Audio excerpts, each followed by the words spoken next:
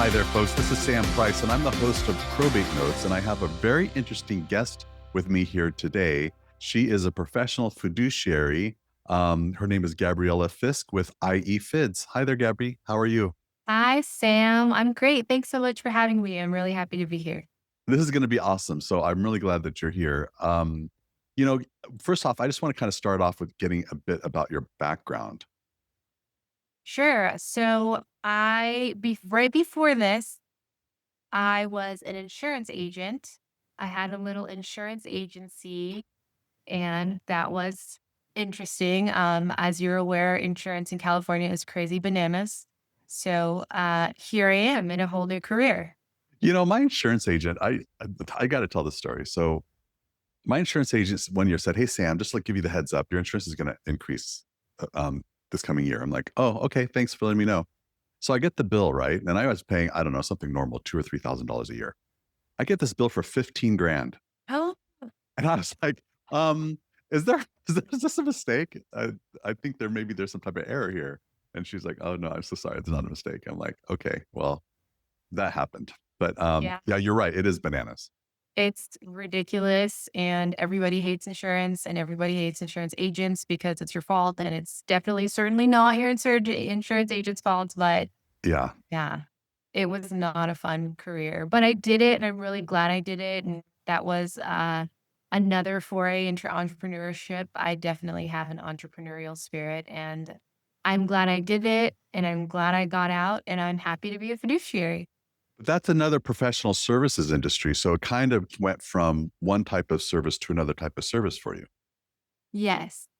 Yes, and there was directly to consumers, individual people that are insuring like their houses and cars and regular stuff, and then there was also commercial insurance that my agency offers. So it was a B2B instead of B2C. So that was that. I always appreciated working with business owners. It's a whole different thing. Personal insurance is very personal, right? Your stuff is very personal to you, and working with business owners is a whole different ballgame. What do you do when you're starting to document the assets of a probate case?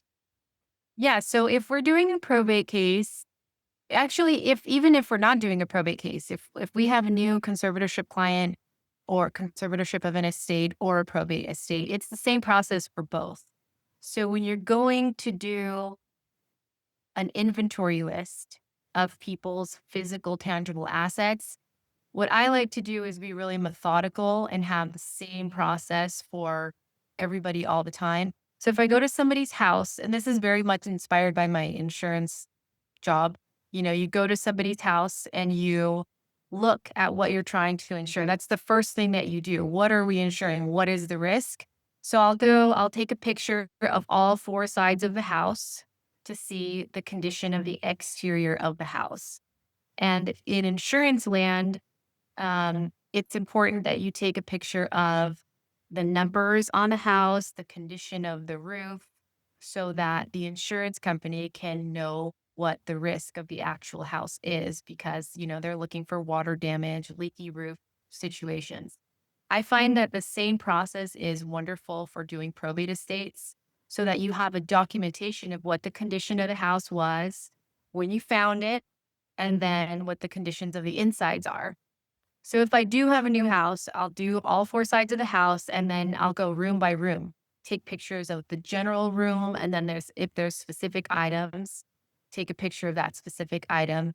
So you make sure you're being really thorough, living room, kitchen, underneath the sinks to see if there's water damage underneath the sinks, bedrooms, closets, look for safes. So you really want to do a good job to take as many pictures as possible because more is always better than less. And that way you have a list from top to bottom of what's included and you can turn all that into the probate referee when it's time to do an inventory and appraisal. So if the probate referee is doing the appraisal, they have a ton of information that they can pick and choose from to do their evaluations as opposed to not enough information and they're just guessing based on comps or then you have a really accurate package of details to give to them as opposed to guessing and filling in blanks with nothing. Well, what sounds great about this is that not only are you documenting things for the estate, you're getting information for the probate referee for the inventory and appraisal. You're giving information to the heirs of the estate. And this is also risk management for you. I think that's where it started from for me, is documenting for risk management. And then as I learned about the job, I realized that the thoroughness of documenting everything uh, feed into being thorough for the probate referee and for documentation purposes for references. So I kind of worked backwards in that sense. Yeah. For something like an art collection, now I don't think I know anything about art. Like if I saw some art that was valuable, I would know that that was valuable. Um, is there any special things you do or processes you have for when you're looking at a, a piece of art on the wall or a sculpture or something like this?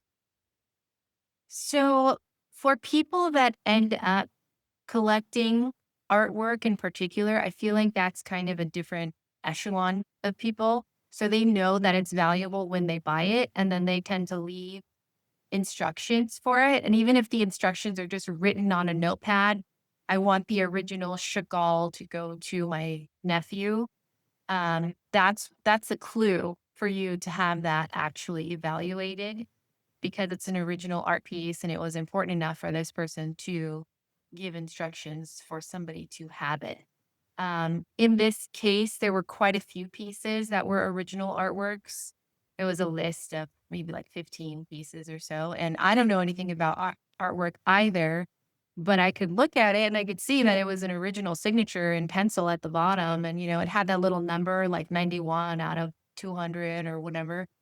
Um, and we ended up hiring, there's quite a few different art houses, but we ended up hiring a professional art appraiser. And there are plenty of appraisers out there that do art and jewelry in particular.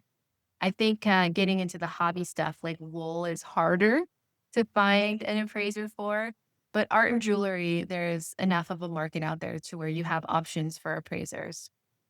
Jewelers, so you can find a jewelry appraiser kind of anywhere in every city. You'll find two, three. Here in California, maybe if you're in like the middle of the country, it'll be harder, but here you're fine. And do you find that the auctioneers commission or pricing compensates for the sale of the items?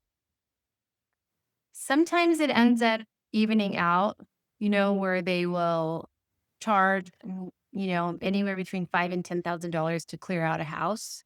And then they auction the stuff off. And then the check that comes back to the estate could be in the hundreds of dollars, because the benefit of, they sell for a total of five to $10,000 plus a little bit more.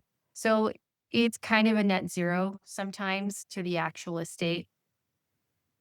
So it's a definitely a cost benefit. If there is not a lot of stuff, not a lot of valuable stuff in the house, and you just need it to be cleared out so you can sell the property, then maybe having an auction is not the best idea. But again, when you work with professionals that do this all the time, they'll come in and they'll eyeball it and they'll tell you, and if they do happen to find something that's important, they will sell that one thing and then donate what they can and dump the rest. But that's why it's important to work with people that you know and people that you trust, because this is their business, right? So that's what this whole thing is about. It's in everybody's benefit for everybody to do a good job and to bring value to the estate. And for the most part, I don't think I've met anybody who's been dishonest, here in this industry. Neither have I. It's just a really solid group of independent, happy.